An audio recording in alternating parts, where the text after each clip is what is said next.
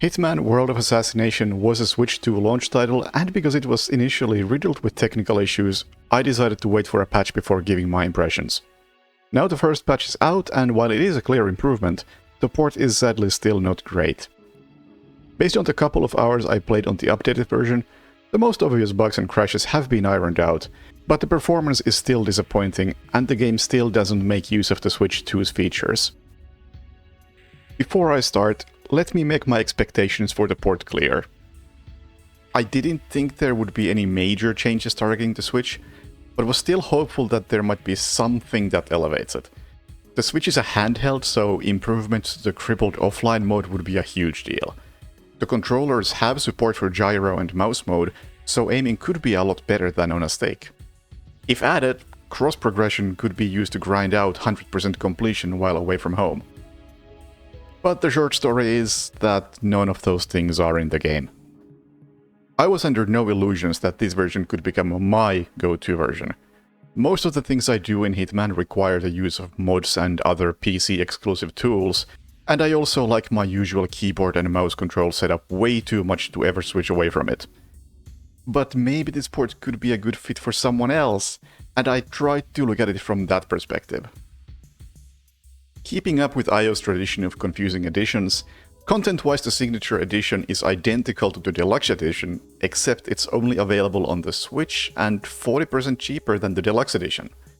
Whether you view that as a great deal for Switch users or a screw you to everyone else, maybe, hopefully, it's a sign of IO phasing out the nonsense Standard Edition that is missing 2 missions from the middle of the story. So about the performance. Do note that I'm not Digital Foundry, so I'm just eyeballing here.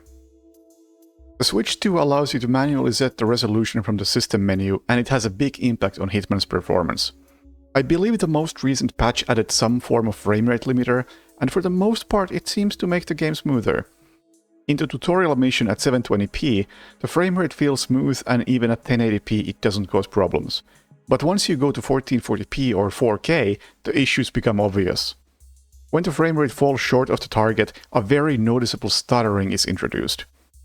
In bigger maps this happens even on lower resolutions, and I'd say that overall the only resolution with acceptable performance is 720p.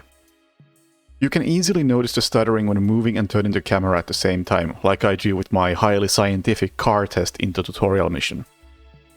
I also tested the handheld mode using the Switch's 1080p screen, and while it to my untrained eye seemed better than the 1080p docked, it couldn't match 720p docked. As far as I can tell, there's no way to change the resolution in handheld mode, which is a shame as the lower resolution wouldn't look nearly as blurry on the small screen as it does on a large TV or a monitor. Also, on topic of handheld mode, I really can't see myself playing anything on the Switch without a separate controller.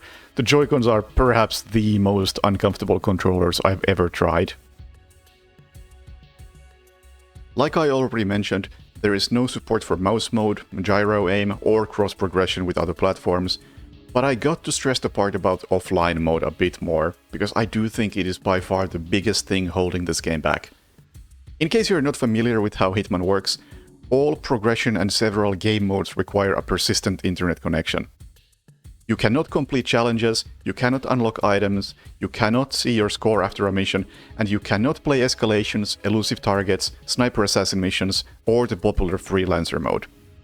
A giant part of Hitman's appeal is that you can replay the missions in different ways, complete challenges, unlock tools, and improve your score, and none of that is possible if you play offline. Technically, yes, you can play through the main story without ever connecting to the internet, but without the online components, the game is merely a shell of what it's supposed to be. I've made a video detailing why the lack of a proper offline mode is such a big problem, and I strongly suggest you watch that, but the bottom line for me is that I cannot recommend a single-player game where the basic functionality relies on the publisher keeping the servers on. Realistically, that'll only become a problem in the future, but given the Switch is a handheld, the lack of a proper offline mode is a problem now.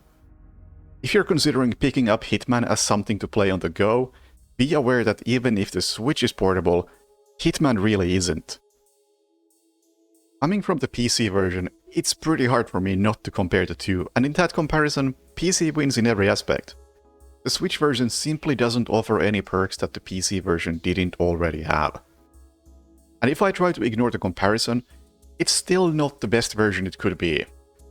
If it did have an offline mode, gyro or mouse aiming, cross progression, and fixes for the stuttering, I could maybe see myself sometimes playing on the Switch. But it doesn't, so I'll stick to the PC version. If you're not bothered by the downsides, yeah, Hitman is still a very good game and playable on the Switch too. I still wouldn't recommend it out of principle until a proper offline mode is added, and the drawbacks makes me wonder how well the game plays on a Steam Deck, but you can make your own decisions.